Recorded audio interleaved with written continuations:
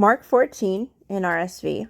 It was 2 days before the Passover and the festival of unleavened bread. The chief priests and the scribes were looking for a way to arrest Jesus by stealth and kill him, for they said, "Not during the festival, or there may be a riot among the people." While he was at Bethany in the house of Simon the leper, as he sat at the table, a woman came with an alabaster jar of very costly ointment and nard, and she broke open the jar and poured the ointment on his head.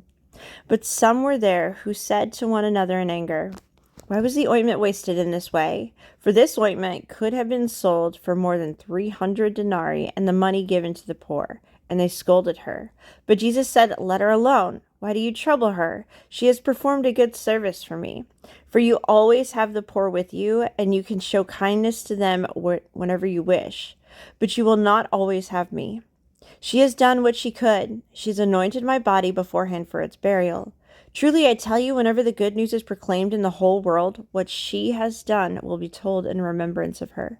Then Judas Iscariot, who was one of the 12, went to the chief priests in order to betray him to them. When they heard it, they were greatly pleased and promised to give him money. So he began to look for an opportunity to betray him.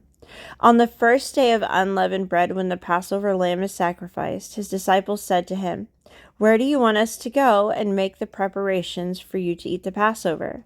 So he sent two of his disciples, saying to them, "Go into the city, and a man carrying a jar of water will meet you. Follow him, and wherever he enters, say to the owner of the house, 'The teacher asks, where is my guest room, that I may eat the Passover with my disciples?' He will show you a large room upstairs, furnished and ready. Make preparations for us there." So the disciples set out and went to the city and found everything as he had told them, and they prepared the Passover meal. When it was evening, he came with the 12. And when they had taken their places and were eating, Jesus said, "Truly I tell you, one of you will betray me, who is eating with me." They began to be distressed and to say to him one after another, "Surely not I?" He said to them, "It is one of the 12, one who is dipping bread into the bowl with me. For the Son of Man goes, as it is written of him. But woe to that one by whom the Son of Man is betrayed. It would have been better for that one not to have been born." While they were eating, he took a loaf of bread, and after blessing it, he broke it, gave it to them, and said, "Take, this is my body." Then he took a cup, and after giving thanks, he gave it to them, and all of them drank from it. He said to them, "This is my blood of the covenant, which is poured out for the many. Truly I tell you, I will never again drink of the fruit of the vine until that day when I drink it new in the kingdom of God." When they had sung the hymn, they went out to the Mount of Olives, and Jesus said to them, "You will all become deserters, for it is written, 'I will strike the shepherd, and the sheep will be scattered.' But after I am raised up, I will go before you to Galilee." Peter said to him, "Even though all became deserters, I will not." Jesus said to him, "Truly I tell you, this day, this very night, before the cock crows twice, you will deny me 3 times. But he said vehemently, "Even though I must die with you, I will not deny you." And all of them said the same. They went to a place called Gethsemane, and he said to his disciples, "Sit here while I pray." He took with him Peter and James and John and began to be distressed and agitated. And he said to them, "I am deeply grieved, even to death. Remain here and keep awake." And going a little farther, he threw himself on the ground and prayed that if it were possible, the hour might pass from him. He said, "Abba, Father, for you all things are possible. Remove this cup from me, yet not what I want, but what you want."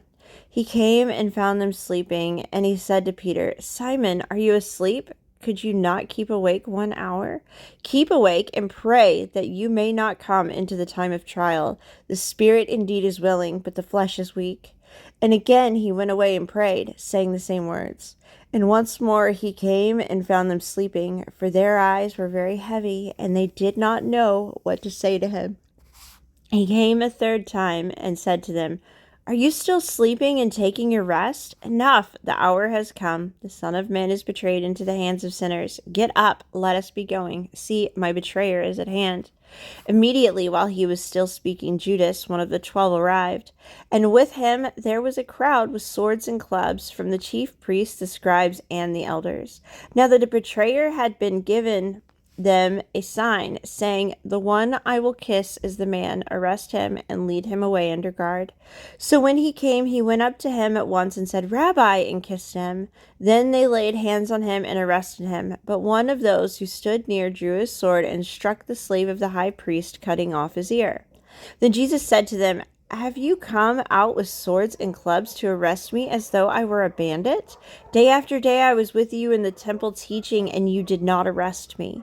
But let the scriptures be fulfilled." All of them deserted him and fled. A certain young man was following him, wearing nothing but a linen cloth. They caught hold of him, but he left the linen cloth and ran off naked.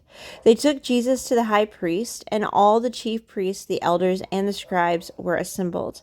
Peter had followed him at a distance, right into the courtyard of the high priest, and he was sitting with the guards, warming himself at the fire. Now the chief priest and the whole council were looking for testimony against Jesus to put him to death, but they found none. For many gave false testimony against him, and their testimony did not agree. Some stood up and gave false testimony against him, saying, "We heard him say, 'I will destroy this temple that is made with hands, and in 3 days I will build another not made with hands.'" But even on this point their testimony did not agree. Then the high priest stood up before them and asked Jesus, "Have you no answer? What is it that they testify against you?" But he was silent and did not answer. Again the high priest asked him, "Are you the Messiah, the Son of the Blessed One?" Jesus said, "I am, and you will see the Son of Man seated at the right hand of the power, and coming with the clouds of heaven." Then the high priest tore his clothes and said, "Why do we still need witnesses? You have heard blasphemy. What is your decision?" All of them condemned him as deserving death. Some began to spit on him, to blindfold him, and to strike him, saying, "Prophesy." The guards also took him over and beat him. While Peter was below in the courtyard, one of the servant girls of the high priest came by. When she saw Peter warming himself, she stared at him and said, "You also were with Jesus, the man from Nazareth." But he denied it, saying, "I do not know or understand what you are talking about." And he went out into the forecourt. Then the cock crowed, and the servant girl, on seeing him, began again to say to the bystanders, "This man is one of them." But again he denied it.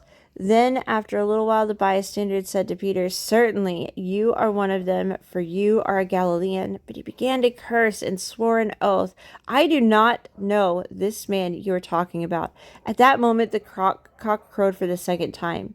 Then Peter remembered that Jesus had said to him, "Before the cock crows twice, you will deny me 3 times." And he broke down and wept.